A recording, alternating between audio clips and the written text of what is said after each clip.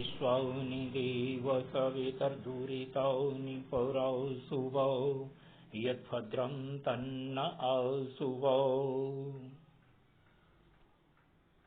मित्रों,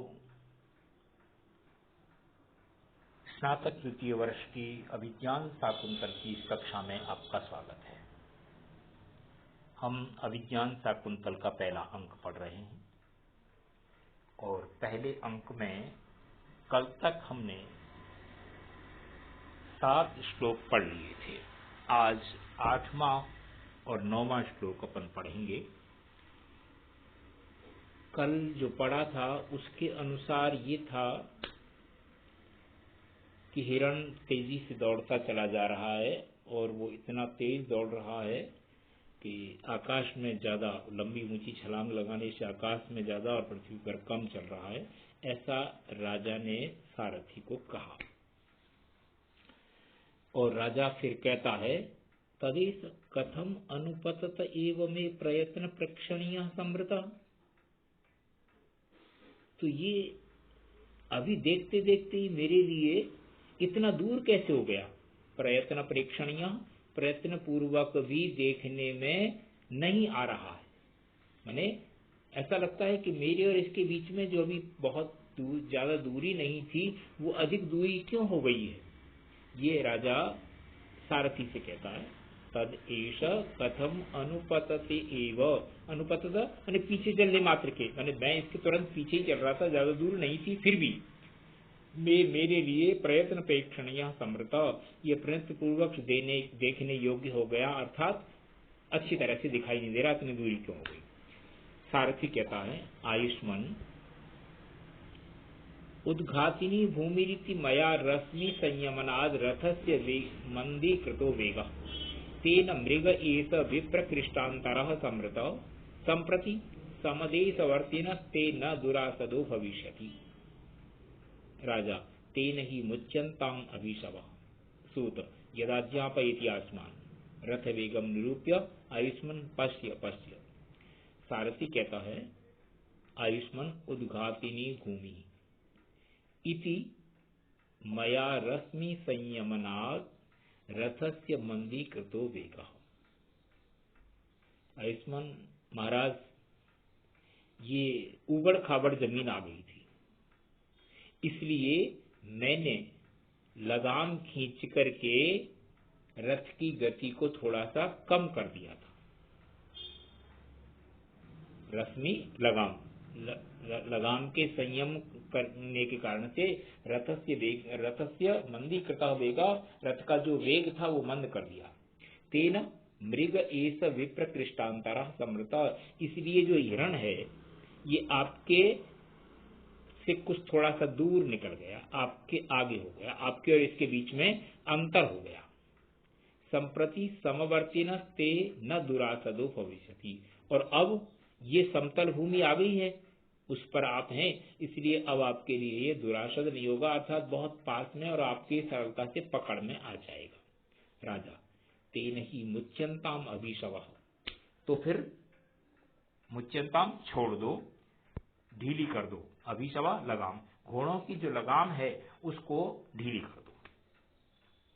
सूत, यदा ज्ञापयति आयुष्मान। ठीक है महाराज, आप जैसा आदेश देते हैं, रथ वेगम निरूप्य, ऐसा करके और रथ की गति तेज कर दी गई है, इस बात का निरूपण करते हुए, नाटक करते हुए कहता है, आयुष्मान देखो, अब देखो आपके पास कितना पास में आ गया और रथ घोड़े कितनी तेज गति से दौड़ रहे हैं।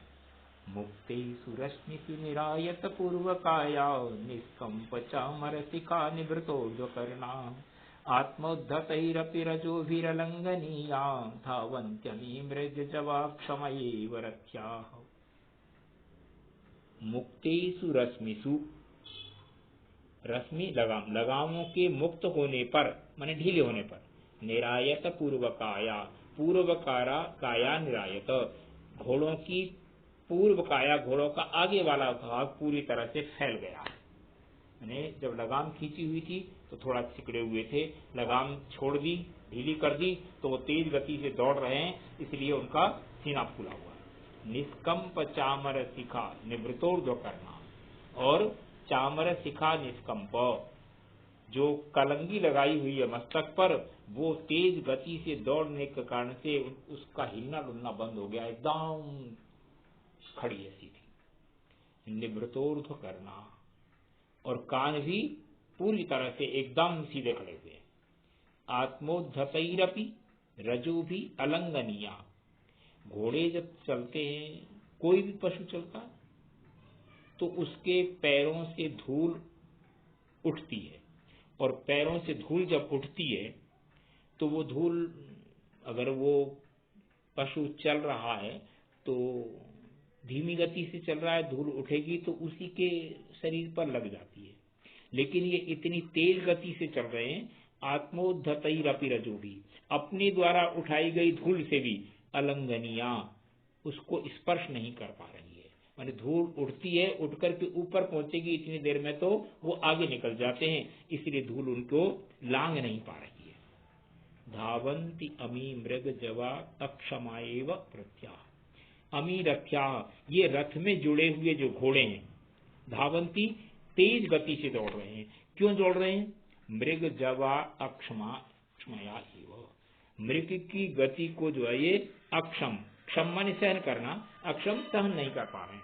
माने इनको लग रहा है कि ये हिरण हमसे आगे निकल क्यों गया, उसकी गति को सहन न कर पाने के कारण से ये बहुत तेज गति से दौड़ रहे हैं। ये घोड़ों की तेज दौड़ने का स्वाभाविक वर्णन होने के कारण से इसमें स्वभावोक्ति अलंकार है। हेतुत्प्रेक्षा भी है, मानो ऐसा हो रहा है, क्योंकि मानो ऐसा हो रहा है तो नाटक ही तो है ये, इसलिए हेतुत्प्रेक्षा अलंकार है। वृत्त्यनुपास आदि ये सामान्य चीजें हैं। और इसमें वसंत तिल का छंद है, छंद अपन पढ़ चुके हैं। उक्ता वसंत तिल का तबजा जगऊगा, तो वो लक्षण के अनुसार वसंत का छंद है। श्लोक में स्वाभाविक वर्ण है कि जैसे ही पशु को ढीला छोड़ेंगे और उसको गति के लिए प्रेरित करेंगे तो वो तेज गति से दौड़ेगा, और जब तेज गति से दौड़ेगा तो स्वाभाविक रूप से उसका आगे वाला भाग जो है ना, सिर ऊपर होकर के चौड़ा हो जाएगा। और अगर कलंगी आदि बनी है तो उस समय पर बिल्कुल भी सिर हिलता नहीं है। सिर नहीं हिलेगा तो सिर पर बंधी कलंगी वो भी जो है अपने आप में नहीं हिलेगी, कान भी एकदम सीधे हो जाएंगे। और गति तेज होने के कारण से पैरों से उठने वाली जो धूल है, वो धूल स्वाभाविक रूप से उसके ऊपर नहीं आएगी। इसलिए अब ये गति तेज क्यों है, इसको इसने एक बड़ी हंसा वो दिया है मोड़, कि भाई ये घोड़े इसलिए तेज दौड़ रहे हैं कि हिरण उसका पीछा कर रहे हैं, तो हिरण हमसे तेज दौड़ क्यों रहा है, उसकी गति को सहन नहीं कर पाने के कारण से ये बहुत तेज गति से दौड़ रहे हैं। अन्वय की दृष्टि से एक बार फिर देख लो इसको। रश्मिसु मुक्तेषु निरायत पूर्वकायाः, अश्वा का विशेषण है ये। लगाम के ढीले छोड़े जाने पर जिनकी काया, जिनका पूर्व काया, आगे वाला शरीर का भाग चौड़ा हो गया है, खुल गया है, और निष्कंप चामर शिखाः, जिनके चमर की शिखा जो है, जो कलंगी लगी हुई है मस्तक पर, वो निष्कंप हो गई है, इस प्रकार के योगड़े। और निवृत कर ऊर्ध्व करना, जिनके कान पूरी तरह से एकदम सीधे खड़े हो गए हैं, इस प्रकार के घोड़े आत्मोद्धतहि, अपने द्वारा उठाई गई, रजो भी, धूल के कणों के द्वारा भी, अलंघनिया, लांघे नहीं जा रहे हैं, अर्थात धूल के कण भी इनसे पीछे रह रहे हैं। अमी रथ्याः, ये रथ में जुड़े हुए घोड़े, मृग जवा क्षमया, मृग की जव माने गति को अक्षमया सहन न करने के कारण से धावंती दौड़ रहे हैं। माने ये इस कारण से ऐसे दौड़ रहे हैं मानो रथ की जो है उसकी हिरण की गति को सहन नहीं कर पा रहे हैं, इसलिए तेज गति से दौड़ते चले जा रहे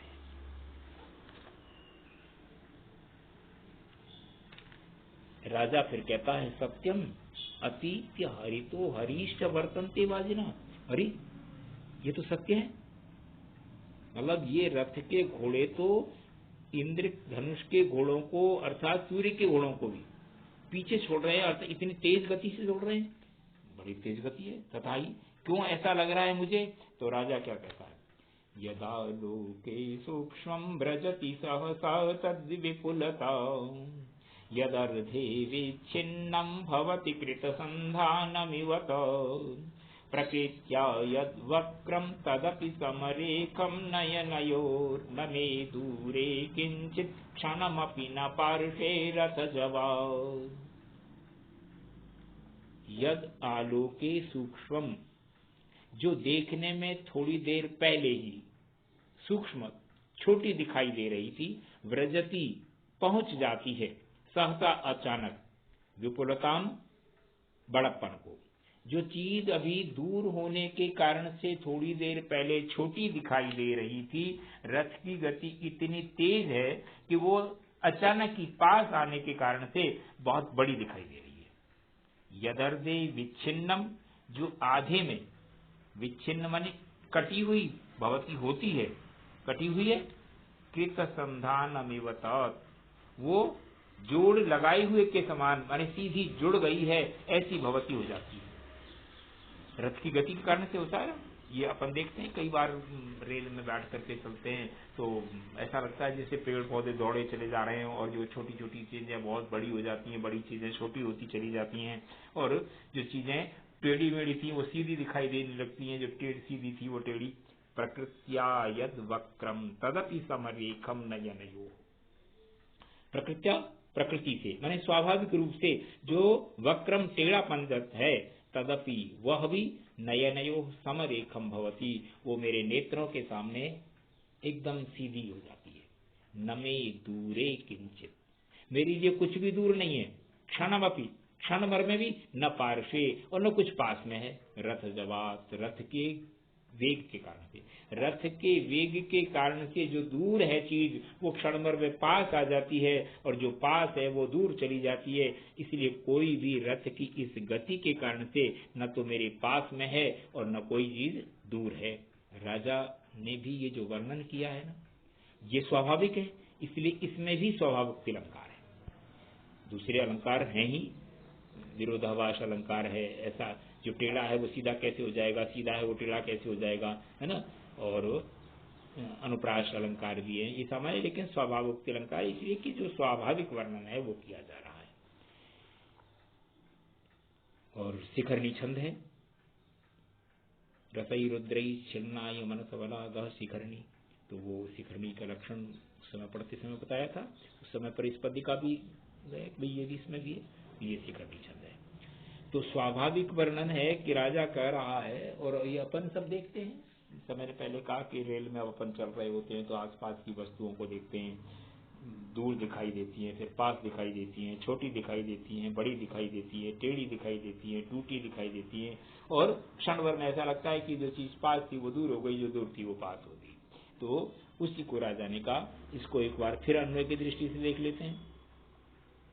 रथ जवात यद आलोके सूक्ष्मम तत् सहसा विपुलताम व्रजति, रथ की गति के कारण से जो दिखाई देने में सूक्ष्म थी वो अचानक विपुल हो जाती है, बड़ी हो जाती है, और उस रथ की गति के कारण से ही यत अर्धे विच्छिन्नम, जो आधे में टूटी हुई कटी हुई थी, तत्कृत संधानम एव भवति, वो जुड़े हुए के समान हो जाती है। यत प्रकृत्या वक्रम, और जो स्वाभाविक रूप से प्रकृति से टेढ़ी है, तदपि वह भी नयनयो, मेरी आंखों के सामने, समरेखम भवती, समान रेखा अर्थात सीधी हो जाती है।